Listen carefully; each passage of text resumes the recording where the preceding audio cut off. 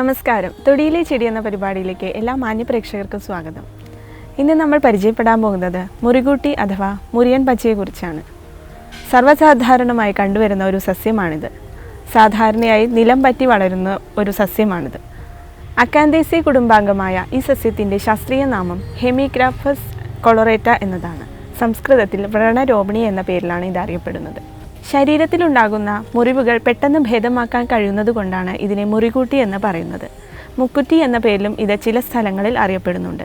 നിലത്ത് പറ്റി പടർന്ന് ശാഖകളായി വളരുന്ന ഈ സസ്യത്തിൻ്റെ ഇലകളുടെ മുകൾ ഭാഗം പച്ച കലർന്ന ചാരനിറത്തിലും അടിഭാഗം ചുവപ്പ് കലർന്ന വയലറ്റ് നിറത്തിലുമാണ്. ഇലയാണ് ഈ സസ്യത്തിൻ്റെ പ്രധാനമായ ഔഷധയോഗ്യ ഭാഗം. ഇതിൻ്റെ നീരാണ് മുറിവിനായി നമ്മൾ ഉപയോഗിച്ചു വരുന്നത്.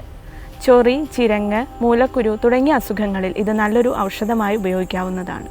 ഈർപ്പമുള്ള മണ്ണാണ് ഈ സസ്യത്തിൻ്റെ വളർച്ചയ്ക്ക് ഏറ്റവും അനുയോജ്യം.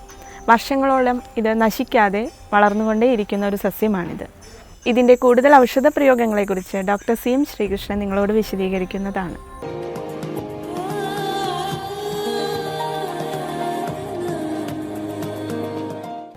ഈ മുറികൂട്ടി നേരത്തെ പറഞ്ഞ പോലെ തന്നെ ഈ മുറികൾ ഉണക്കാനുള്ളതാണ്. ഏത് മുറി ഉണക്കും ശരിക്കും. പക്ഷേ അതിൻ്റെ പ്രത്യേക ഉപയോഗം ഈ ചുവക്കുന്ന നിറത്തിൽ ഈ കരപ്പൻ ഉണ്ടാകും കുട്ടികൾക്ക്. അല്ലെങ്കിൽ നമ്മുടെ ശരീരത്തിൽ ചുവന്ന കുരുക്കലുണ്ടെങ്കിൽ ഇതിട്ട് മൂപ്പിച്ച വെളിച്ചെണ്ണ തേച്ച് കഴിഞ്ഞ് കഴിഞ്ഞാൽ അത് കുറയും. പിന്നെ ഇതിൻ്റെ ഒരു ഉപയോഗം ഈ രക്തം പൊട്ടിപ്പോകുന്ന മൂലക്കുരുവിനെ ഇത് വെണ്ണയിൽ അരച്ച് ചാലിച്ച് തേക്കുക. അപ്പോൾ അത് രക്തം പോകണമെന്ന് നിൽക്കും, മൂലക്കുരുവും കുറവുണ്ടാവും.